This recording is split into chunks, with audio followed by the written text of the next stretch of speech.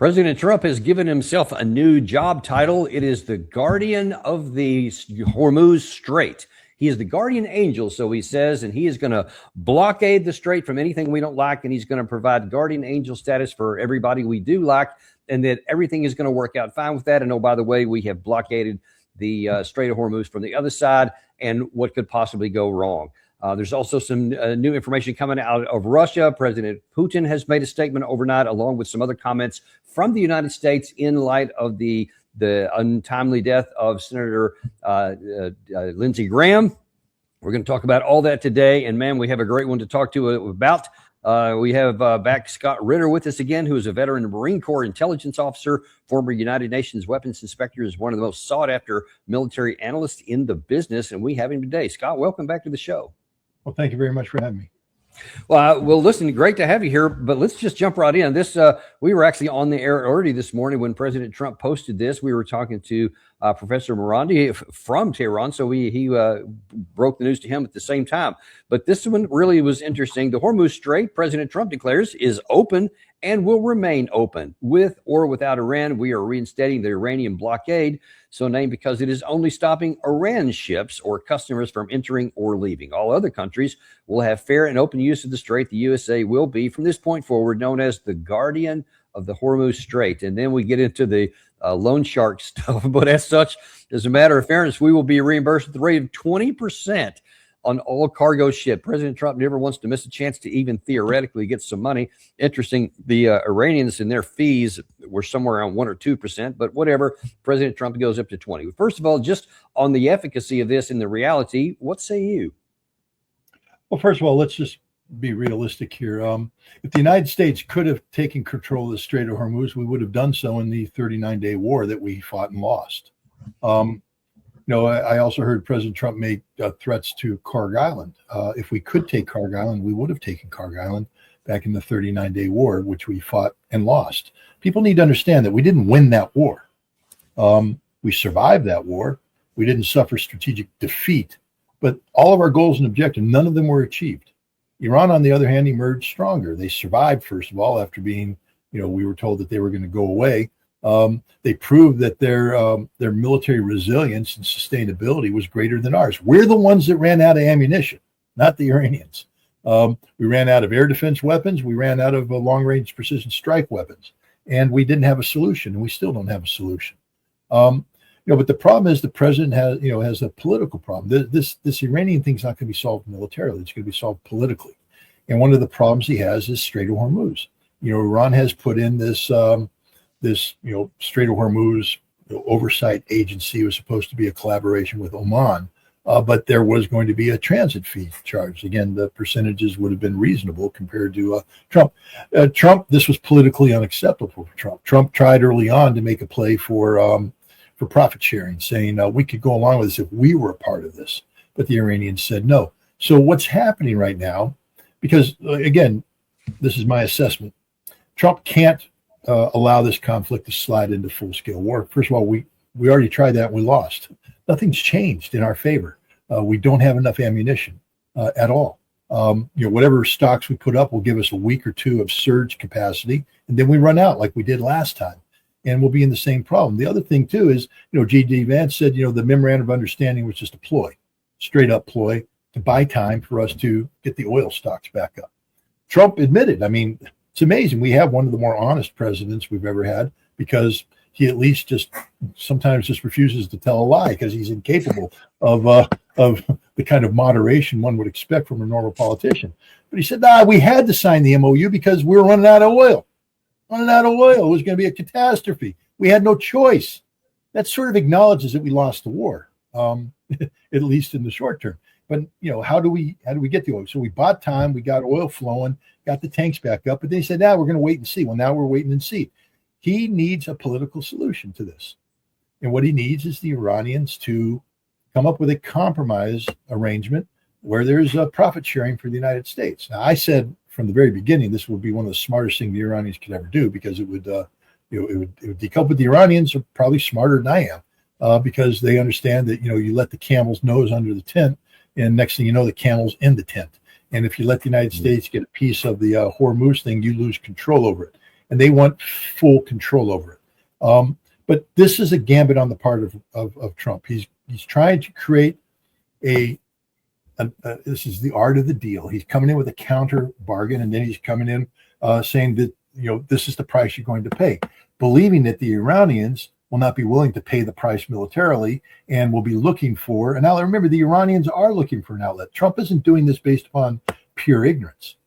The Iranians took advantage of the temporary cessation and hostilities to sell 60 million barrels of oil. They made a lot of money. The other thing you have to remember is that both Russia and China are part of Team Iran, and they can't allow this to go sliding into long-term instability. They don't want this war. China desperately needs this oil to continue to come to market because China needs this oil to sustain continued economic growth and health. Russia just finished the St. Petersburg International Economic Forum last month, where the message from the Russian president was, we need stability. Stability. Why? We need investments. There are $84 billion worth of investments made in the St. Petersburg International Economic Forum. He wants more. In order to get that, he needs stability. You know what the antithesis of stability is? High energy prices. Nobody wants high energy prices. People say, well, isn't Russia making money? Well, 20% of Russia's GDP comes from oil sales.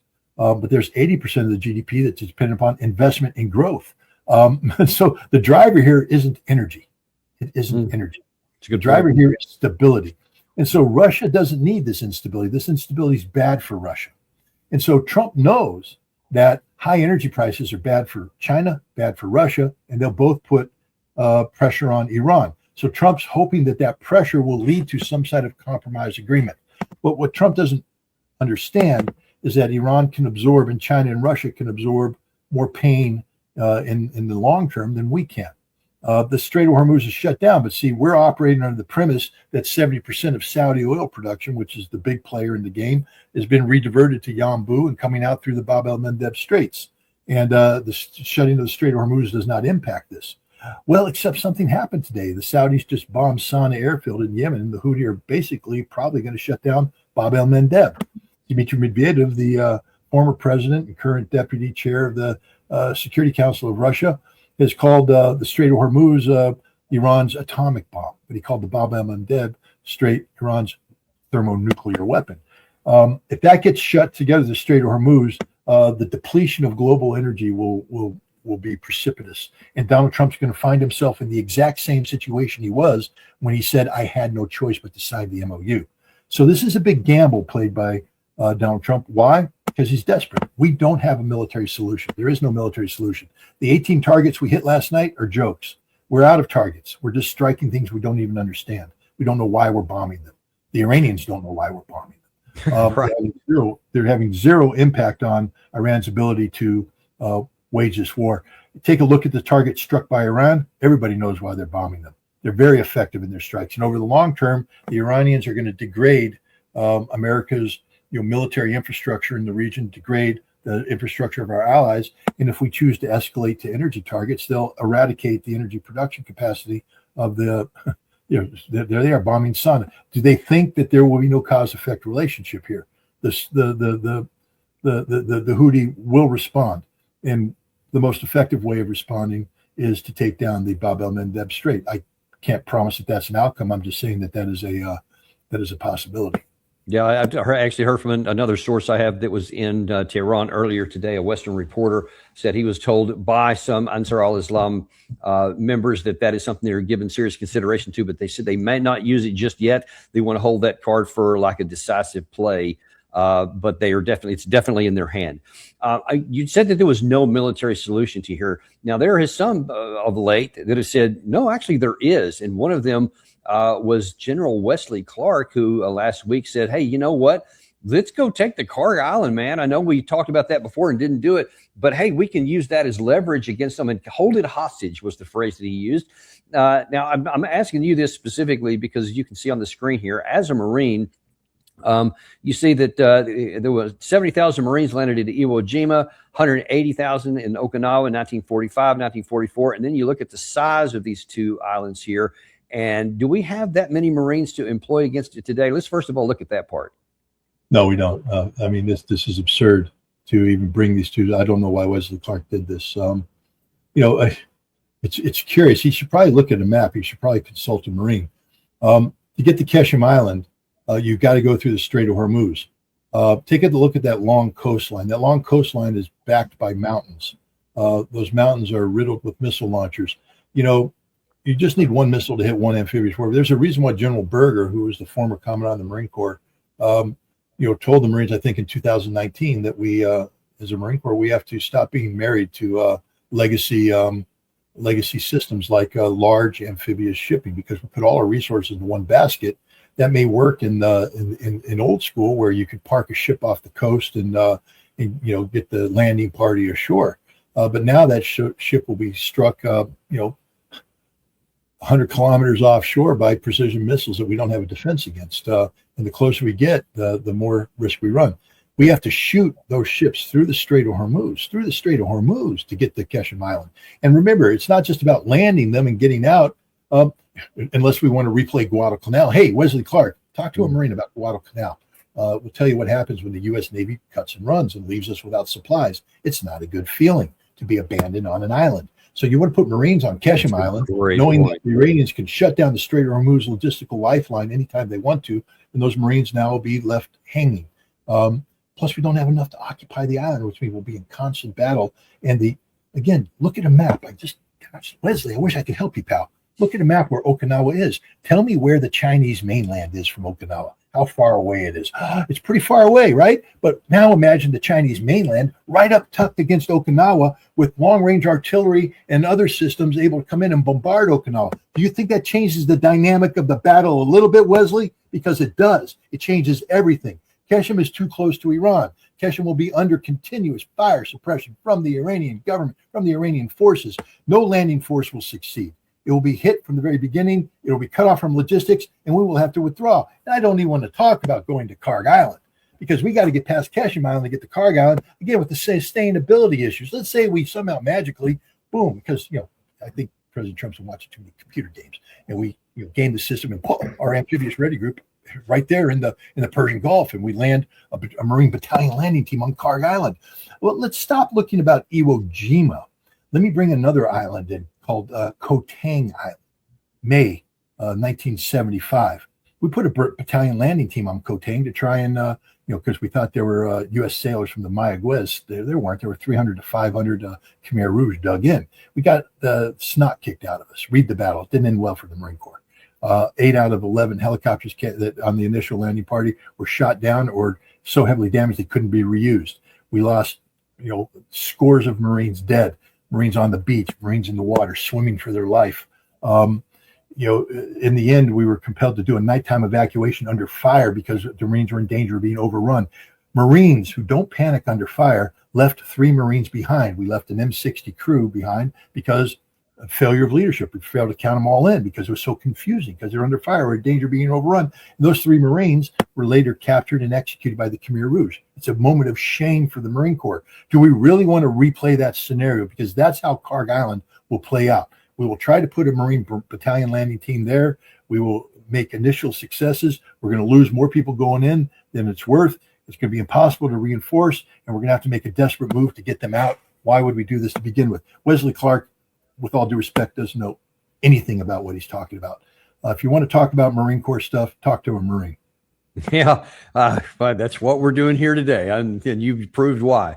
Let's go to back to the original topic here. I think you have basically shut that door. That is an insane idea. Don't do it. But President Trump, though, you talked about him telling the truth on some things. Other things, though, maybe not quite so much. Here he was this morning talking about this guardian angel thing, but then adding a little bit of information that's interesting, shall we say, about negotiations. Well, we're taking over the strait. They have nothing. They've got nothing. So something that nobody knows, yesterday they had an 11-hour meeting. Everything's 11 hours with these guys. You can't settle a one sentence in 1 hour and 1 minute. And everything was agreed to yesterday. And they leave the room. They call back and they say, we had to make a couple of changes. I said, changes? They got to make changes? We're not going to make changes. always changes. They just, they're professional negotiators. That's all they are. I don't even call them good at it. They haven't gotten anything. They got nothing from me. We hit them very hard last night. But we had a deal. What nobody knows, we had a deal. It was a done deal.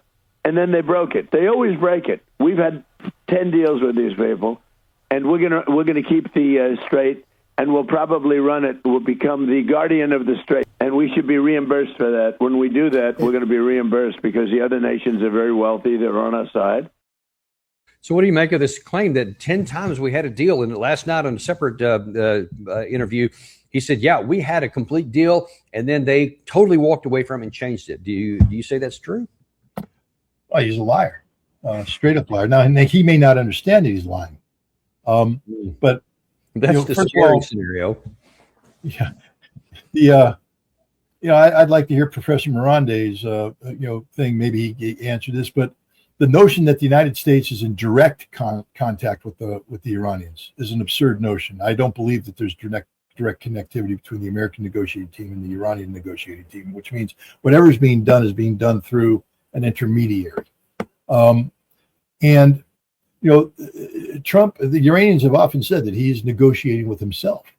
So what I believe is happening is that Donald Trump sits down with the intermediaries and dictates the American position. And the intermediaries, after listening, double checking, say, we understand your position.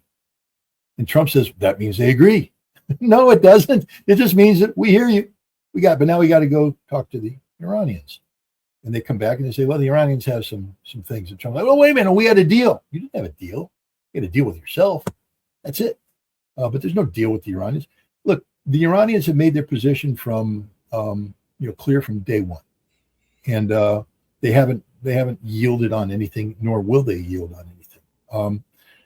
But again, I go back. I believe this is a ploy by Trump. Look, Colonel, you know this. He is the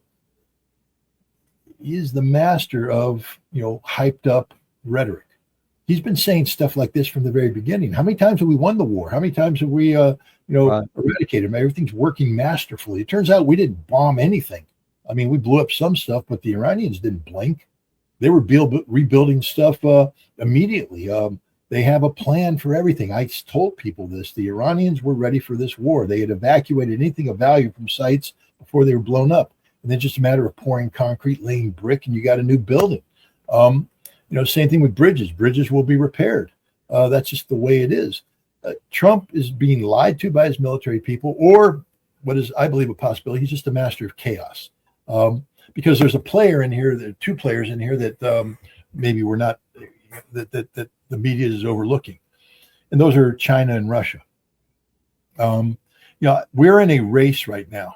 It's a race between the political consequences, because, again, let's just set it up. In 1992, James Carville, who was an advisor to President, or then Governor Clinton as he ran for president, put a yellow sticky note up on the war room of the Clinton campaign, reminding the presidential hopeful to stop talking about foreign policy and things like that. It's the economy, stupid. That's the only thing that matters. It's the economy, stupid. And right now we're in a literal race right now on whose economy is going to be impacted the worst.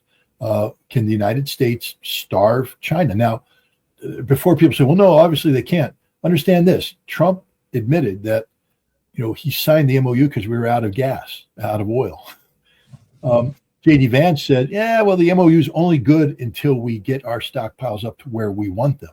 So the fact that we're doing this now is on an American-driven timeline. We made the decision.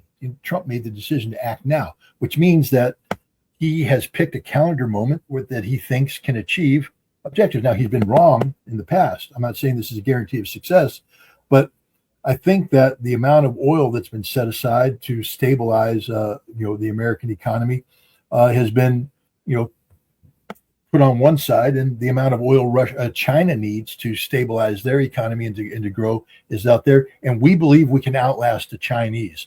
We believe that we can get the Chinese to come in and tell the Iranians, you have no choice but to accept a compromise deal here. Trump doesn't get 20%, but Trump gets 2%. That's the gambit here. This is about getting the Chinese and the Russians to pressure the Iranians to give the United States a share of the Strait of Hormuz so that Trump walks away with a victory saying it's not an Iranian strait, it's an American strait, even if it's only 2%. I think that's the play that's being done here. The same thing with Russia.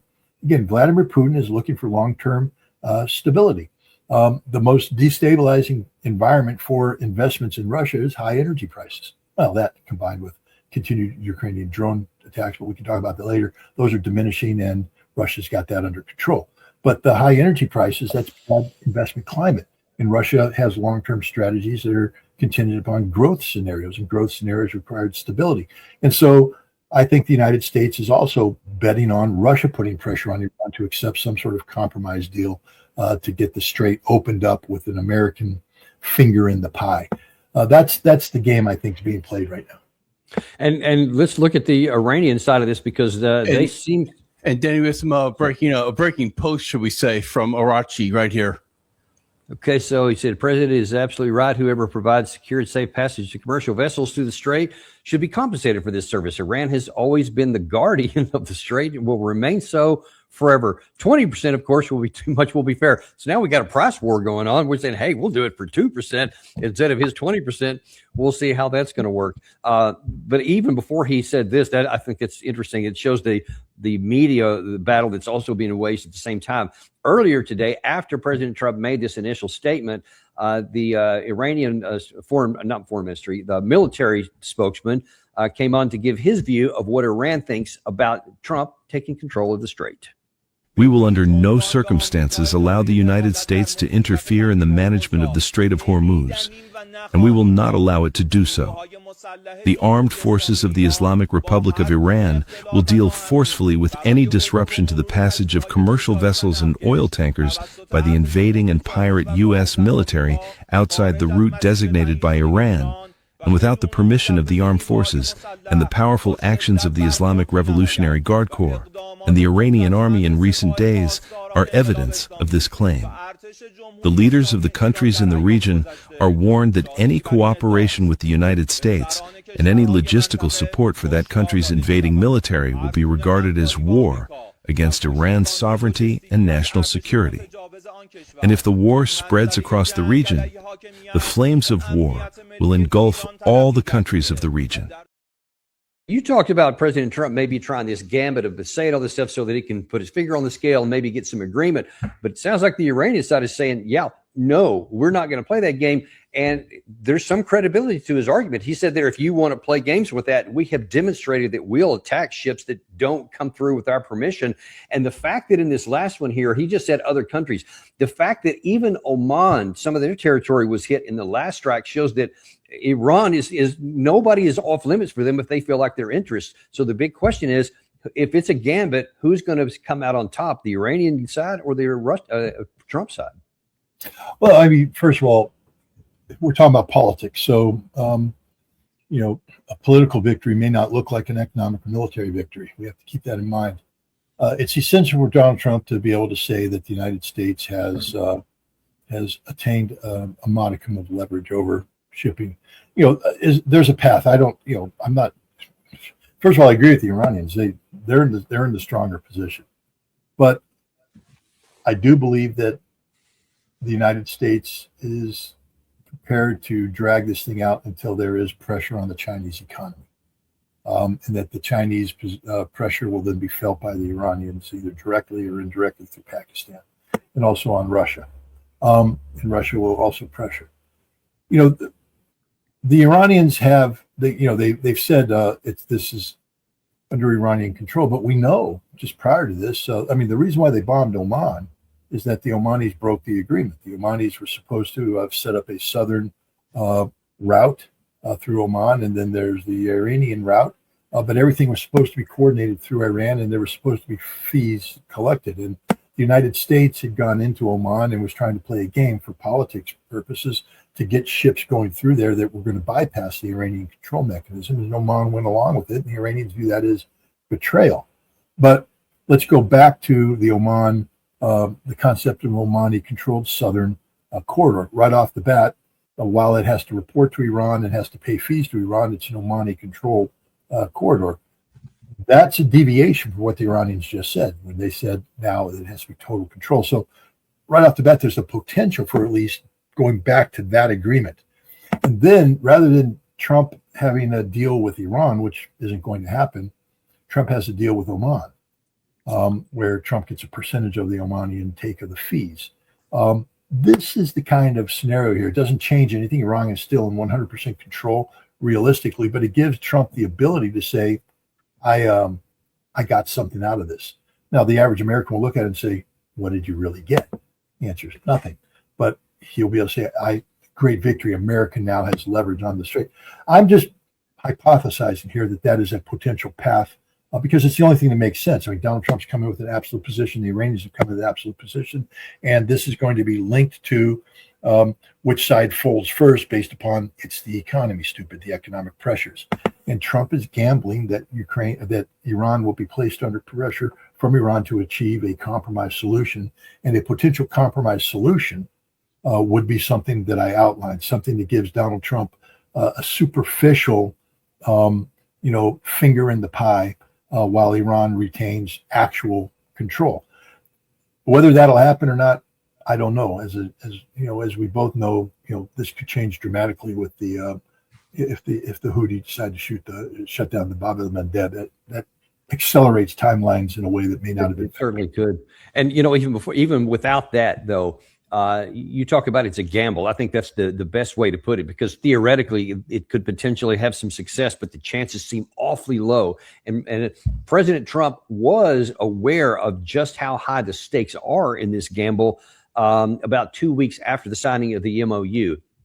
He said this in the immediate aftermath. And in an interview about 2 weeks later, I think it was on MSNBC on the July the 2nd, he was asked basically to explain why he decided to sign this MOU.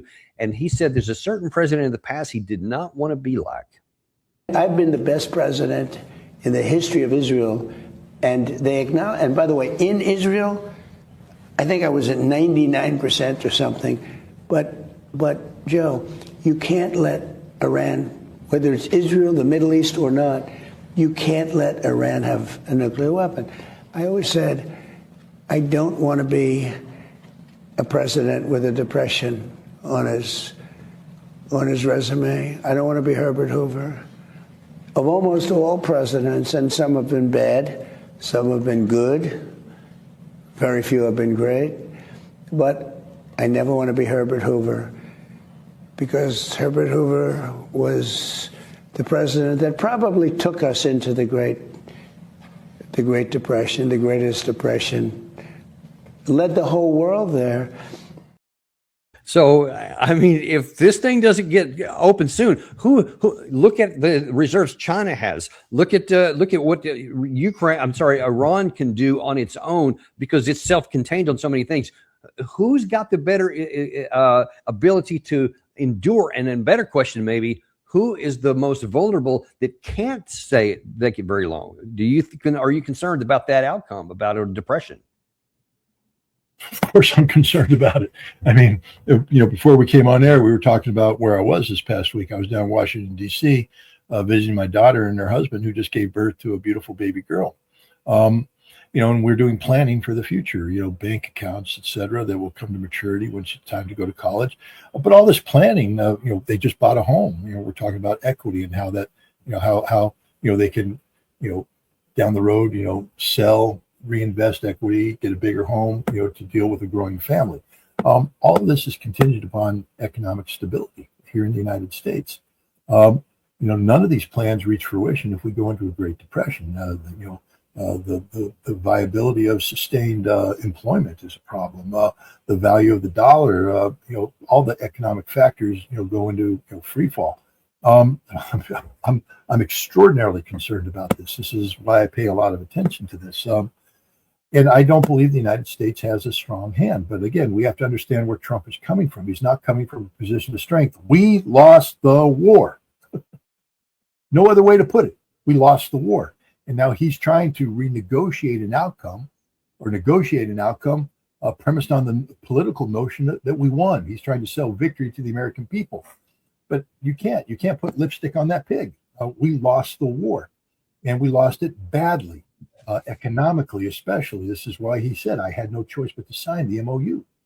And so I think that this is an act of desperation. This is, two scenarios come to mind. This could be, Pickett's charge.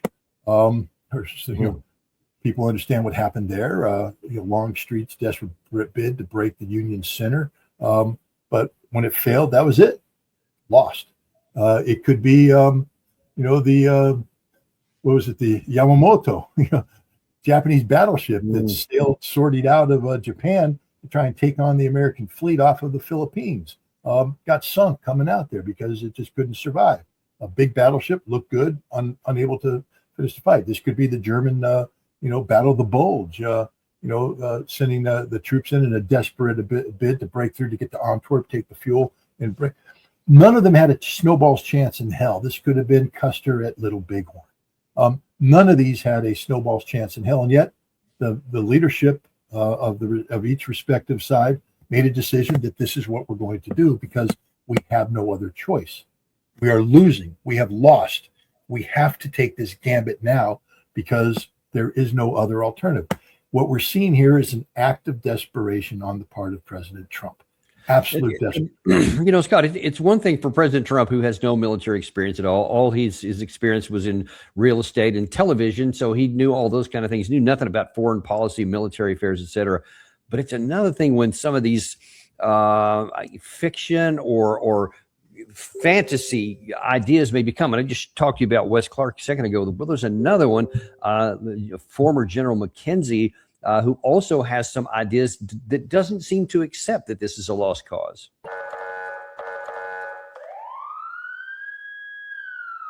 Iranians generally only respond to military force and to extreme pressure. Look, we're not talking about regime change here. What we're talking about is modifying the views and actions of an extreme hardline regime. That is possible. We have the capability to do that. That capability is resident in the U.S. military, should the president elect to employ it. That would include opening the Strait of Hormuz, maintaining the Strait of Hormuz open, and in fact seizing Karg Island, should we elect to do that. And I would just say as an aside, that's something we should think about doing because possession of Iranian soil would be a significant factor in future negotiations with Iran. I personally was shocked when he made that list that somehow the possession of Karg Island would be a negotiating position that would cause Iran to submit. But man, when he's saying, yeah, we have resident right now, we can just go and take Karg Island. And you said it at the top of the show. If we could have done that, we would have never gone to this ceasefire in early April. What is he talking about?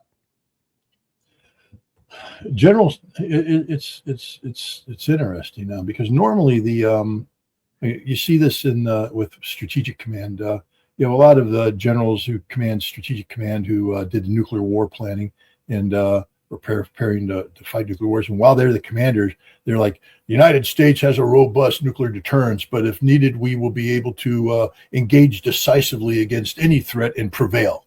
And as soon as they leave, they go, yeah, we can't win a nuclear war. This is insane. We got to go down to zero. There could be no. General Butler is an example of that. A man who was the head of Strategic Air Command, I believe, and came out and said nuclear war is insane. Can't fight it. Can't win it. We need to get rid of it.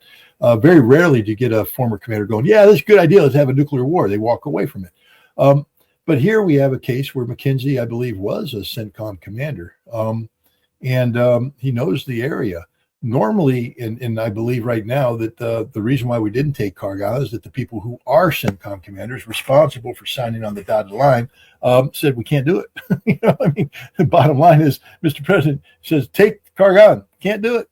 Not with these resources. You want me to take Karg Island? I'm going to need 300,000 troops to go in at Chabahar and secure the Strait of Hormuz and hold the Strait of Hormuz while we project power in. We're going to need sufficient air power to keep an air umbrella over the depth of Iran to keep missiles from hitting our ships as they go through a very narrowly defined strait. And remember, it's not just about getting Marines through and taking an island. Hell, Marines take casualties. We're famous for building monuments to our dead. But I came into the Marine Corps in the 1980s where we embraced maneuver warfare, saying that we're never going to do that again. We're going to fight smart. Well, fight smart is what General Berger said. You don't put all your Marines in one basket. And so we take the USS Tripoli or whatever ship we have and put it through the Strait of Hormuz. We're going to lose that ship and the 900 Marines on that ship. Now, what do we take Kharg Island with? You just lost a battalion landing team. That's the reality of it. McKenzie has no clue what he's talking about. We can't, we cannot control the strait. It's impossible. If we could have, we would have. Yeah. Remember this. Do you remember that Isfahan raid that happened? Yeah. Where the C-130s got trapped and the little birds got burned up, and everybody's like, what the hell's going on here? That was the last act of desperation. Prior to that, you had President Trump talking about lighting them up. We're going to change their civilization. We're going to take Kharg Island. We're going to seize the Strait of Hormuz. The same rhetoric you're hearing today. And all of that failed. The people came back and said, can't do it. Can't do it. Got shot down one after the other. One of the realities is that we lost our long-range strike weapons, and now our Air Force was being compelled, our air power was being compelled to actually close with the Iranian territory, and the Iranian air defense wasn't destroyed, started shooting down our airplanes. And we went, wait a minute, this is a game-changing moment. So they did that last act of desperation to, get some sort of leverage, like, Isfahan nuclear stockpiles. Didn't work. And Trump at that point in time had no options left, had to basically quit the fight. Nothing's changed. Nothing's changed. McKenzie, look, I don't want to, I don't want to malign him or anything, but understand he's the head of the Citadel right now. All right. That's a Institute of Higher Learning that, I'm sure he does fundraising. I know that presidents of university do a lot of fundraising. They go out there and they kiss the rings and they shake the hands and they do all this stuff to raise money. His job right now is to inspire confidence in donors. The donor class is the most ignorant class in the world because they basically donate money to things that make them feel good. So McKenzie's job right now is not to tell them the truth because the truth would make them feel bad. McKenzie's job right now is to be a cheerleader of false hope, because when he goes on TV like this, his job isn't to sit there and articulate wisely about geopolitics and stuff. His job is to raise money for the Citadel. Okay, the board would not let him go forward and make crazy statements like this unless they felt that it was playing to a constituency that will continue to invest in the future of the Citadel. So his job is to go out there and parrot stupidity, because there are no consequences. He doesn't have to attend the funerals of anybody who dies because of decisions made by President Trump. And notice that his solutions had no details. So it's very easy for him to say, I would have done it differently. But see, he didn't commit to anything. He didn't commit to how he would do this. He just said, we should do this. We can do this. But then when it's executed poorly and it fails, he can say, not me. That's on Hegseth. That's on, they just didn't do it right. I would have done it differently. They didn't do it right. Bradley Cooper did it. He's a Navy guy. He let a Marine run it. We would have been able to take Kharg Island. Indeed. I don't know. I'm just saying that this is the stupidity of politics. Yeah, on graphic display there, and it's just very disappointing, especially for those who go to the Citadel. But I'll leave that for another day. Listen, last bit of time here, I want to shift over to another region where there's another war going on, where you have probably even more expertise, and that is in the Russia-Ukraine war. I'm going to start off, first of all, with Vladimir Putin, who made some comments earlier today about what may be happening next, because there's been lots of claims here, and you're going to see some here in a minute, that the tide is turning, that it's going in the direction of Ukraine, that Russia has been spent. They've culminated maybe even on the front line. And so now is the time to start striking deeper inside of Russia. The West should use maybe even their airspace to attack into it. And Vladimir Putin had a message for that today. They are creating momentary problems with oil products, but the situation will improve over time. This also affects Crimea. Work is underway to create a supply chain that would be difficult for the enemy to reach. Our responses will always be symmetrical. Wherever they try to strike Russian territory, we will respond symmetrically, only several times more powerfully. The enemy will feel it, they already do, I hope, and they will continue to feel it on an increasingly larger scale. And so what do you think he means there by an increasingly larger scale? Because lots of concern is that Russia may be giving serious consideration to striking not just to elsewhere in Ukraine, but to the locations where these drones and missile factories and other things in Western Europe are located. What do you think?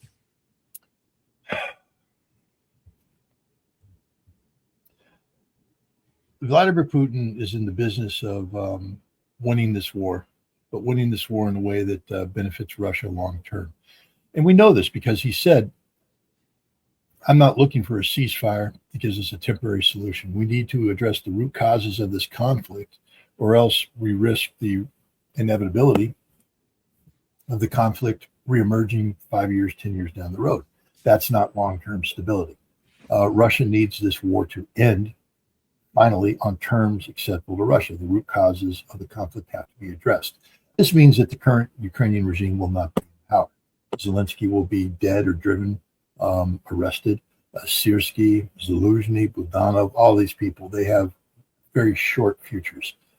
This is just a statement of fact. Vladimir Putin at the St. Petersburg International Economic Forum spoke about denazification, and he said, we know what this means. It means the total eradication of Banderist ideology.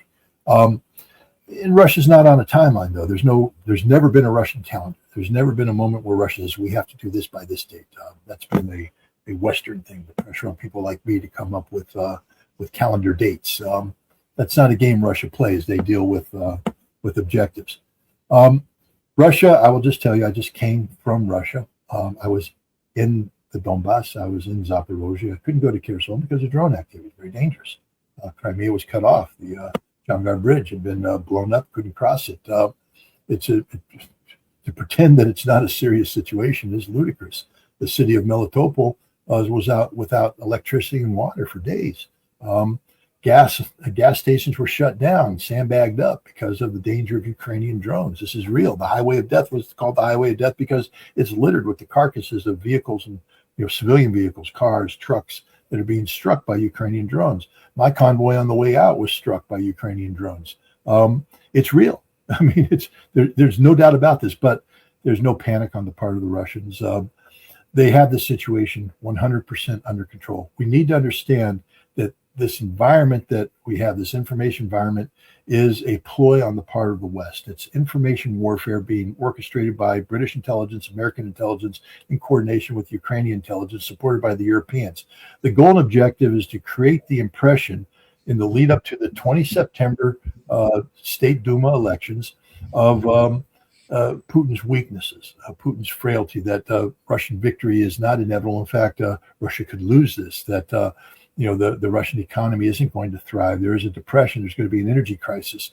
They deliberately hit places so they can get the photo op. You saw this at the G7 meeting when the Ukrainian FP1 drone, actually the Ukrainian FP1 drone didn't achieve the result it did.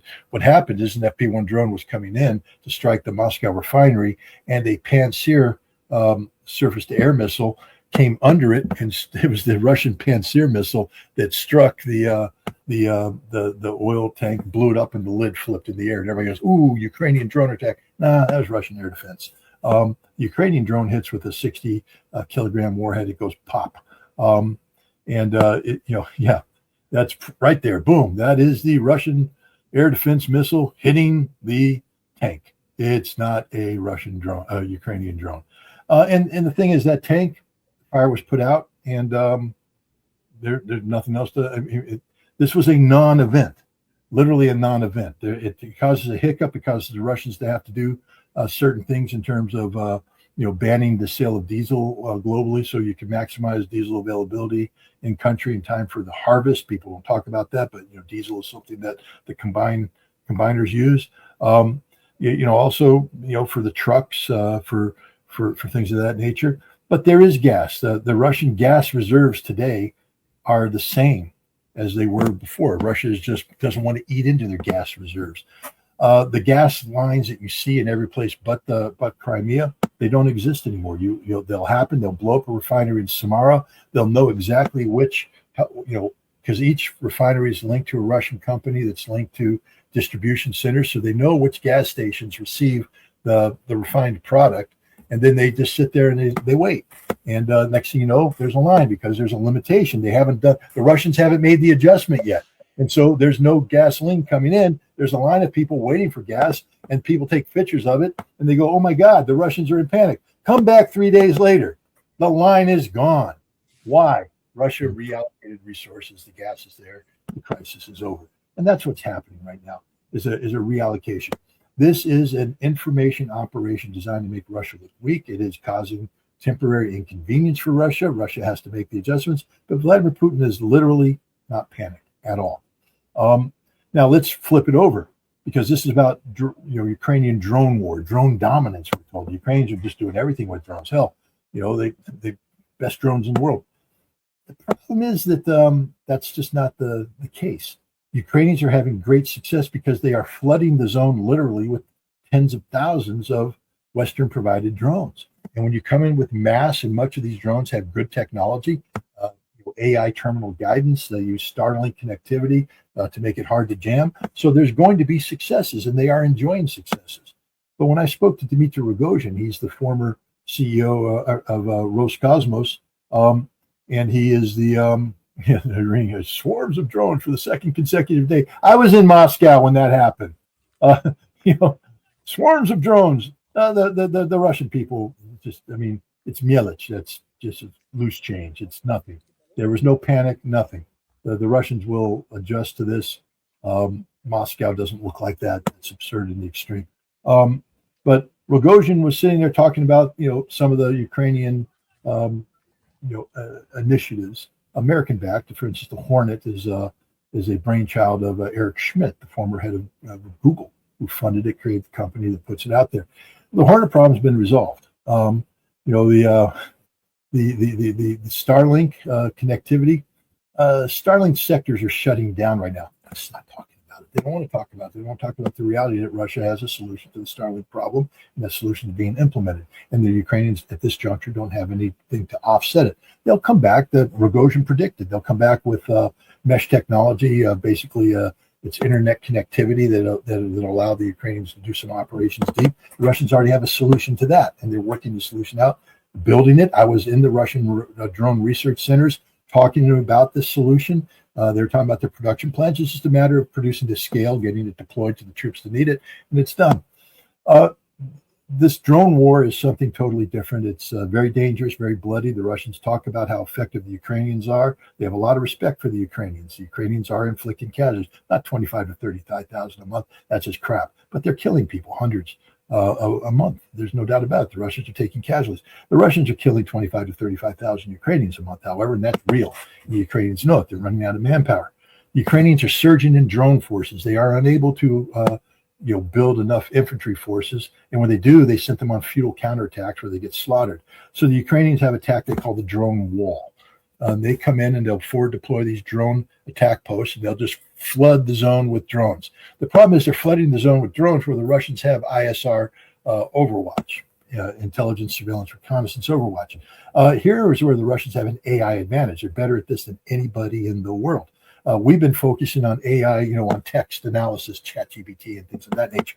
The Russians have been doing it on command and control, basically synthesizing images and the ability to assess images real time and go into databases and look at things and have prediction and also immediate analysis. And one of the things the Russians are doing right now is they're plotting out where these Ukrainian drone command posts are. The Ukrainians are losing 8 to 10 command posts a day.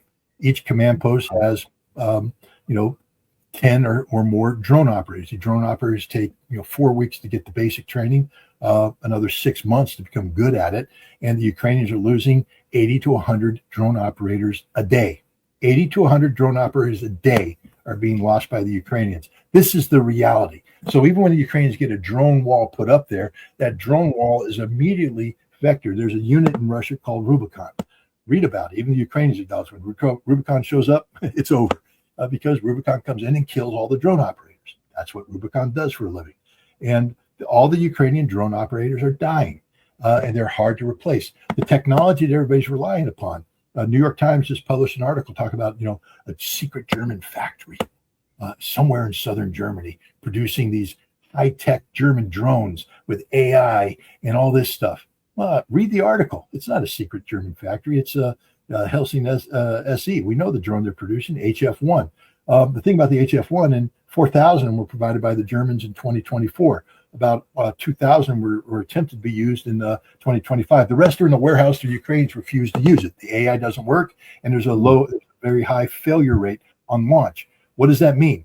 If it fails to launch, I just told you, the Russians have ISR surveillance dominance.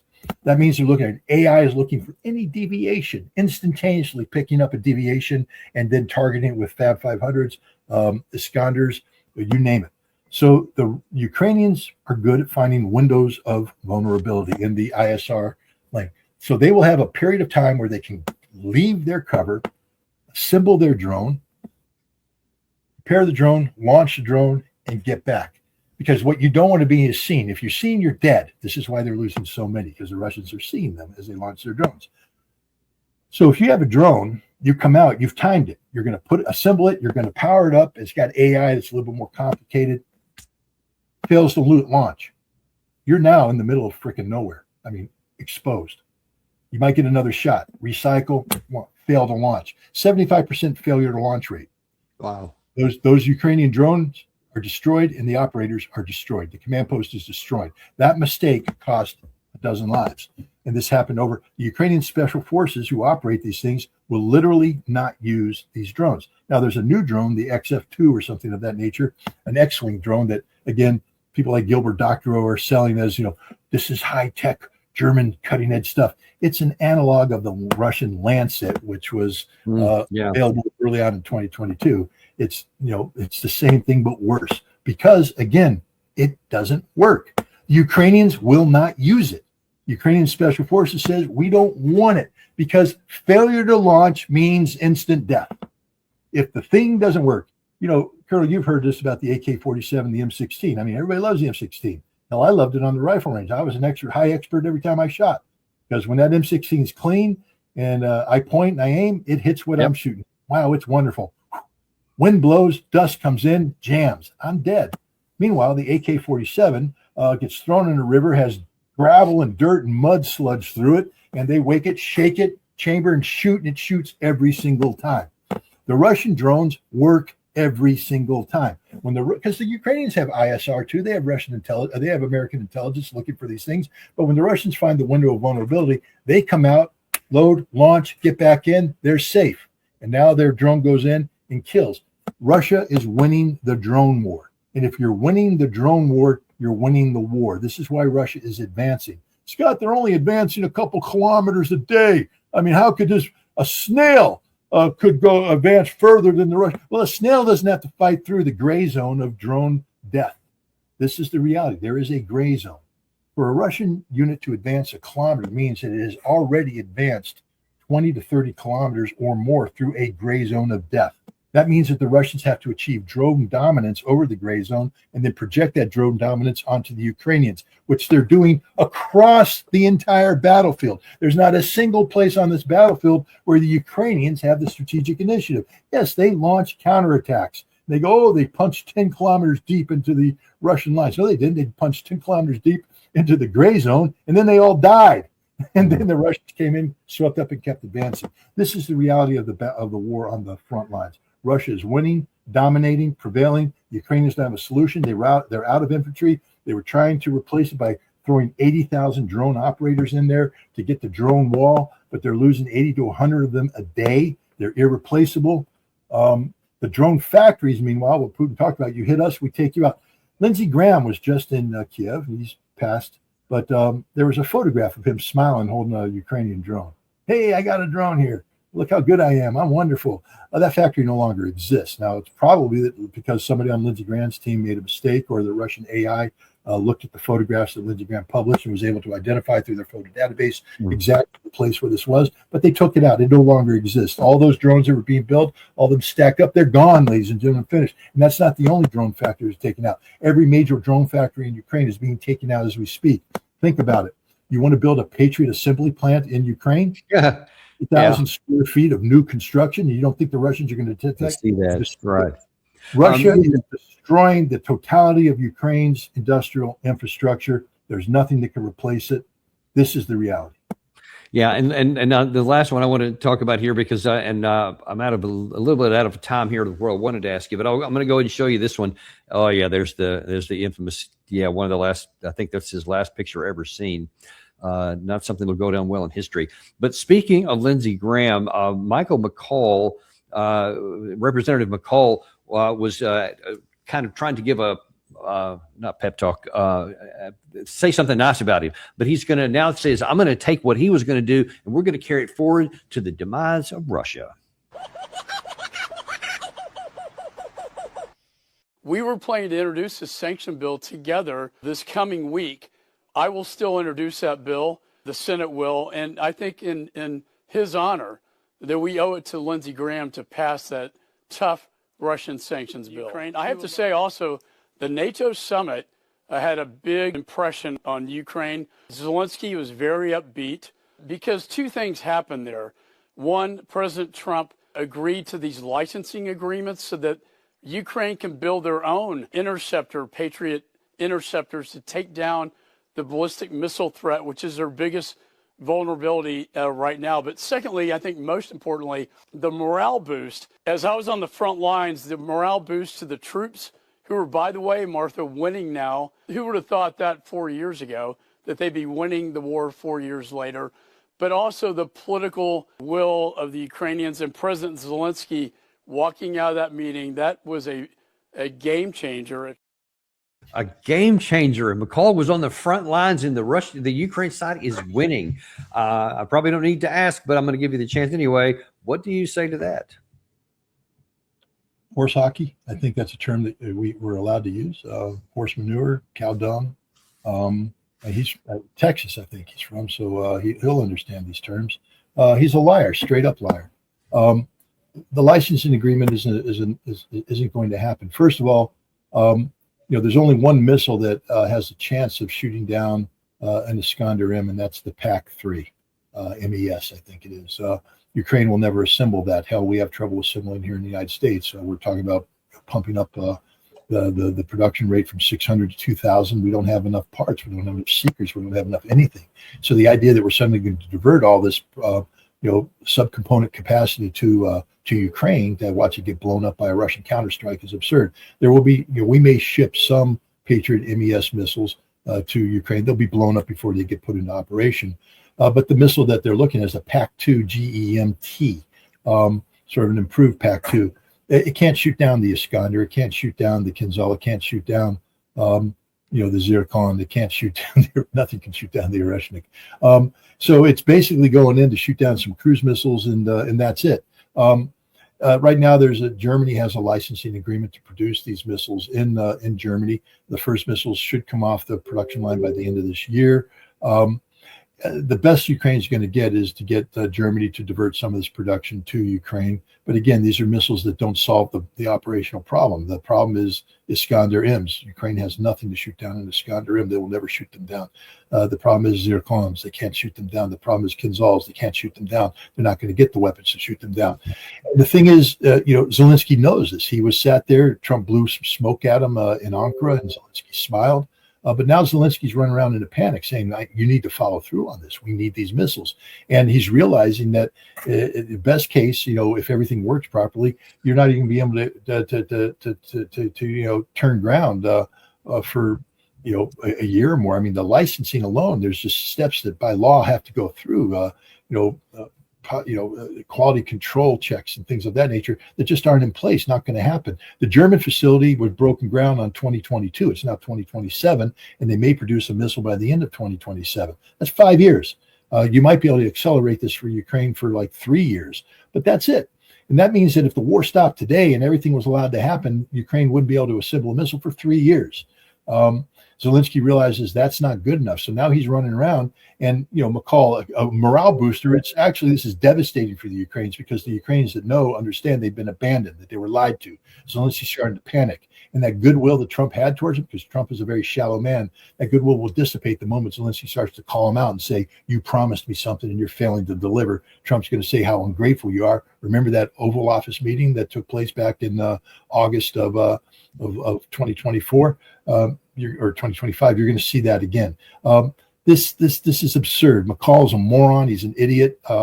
He's stupid. He's criminal. And sadly, it's going to cost the American taxpayer, billions of dollars. But worse, it's going to cost Ukraine millions of lives, because extending this war along the lines being proposed by McCall, injecting false hope into, a situation that can't be won, can't be recovered, is just going to require, it's going to result in the death of the Ukrainians and literally the physical destruction of the Ukrainian nation. Vladimir Putin's already talking about, Sumy being a Russian city, Kharkiv a Russian city, Odessa. We're not talking about simply buffer zones here. We're talking about a reclassification of what Novorossiya is, new Russian territories are. These are Russian cities. They will be part of Russia in a post-conflict, which means Ukraine's getting smaller and smaller and smaller as we speak. Yeah, and I don't see anything on the battlefield that's going to prevent that from happening. Even if it takes a lot longer, there's just not the assets on the Ukrainian side or on the American side to go along with it. Listen, I'll have to cut it short right now. I actually have to go and talk to Stas Krapivnik, who's told me, just sent me a text and said to tell you hi and to give you his regards. But we appreciate you coming on today very much and sharing both these things. It's been really an illuminating show altogether. We really appreciate it. Thank you very much. Thank you. And we will see you guys tomorrow on the Daniel Davis Deep Dive. I've got to roll. See you then. You know, I don't try to talk you into buying gold or tell you how to run your stock portfolio, but there is a way you can help us. Subscribe, hit that like button, and share this with somebody you love.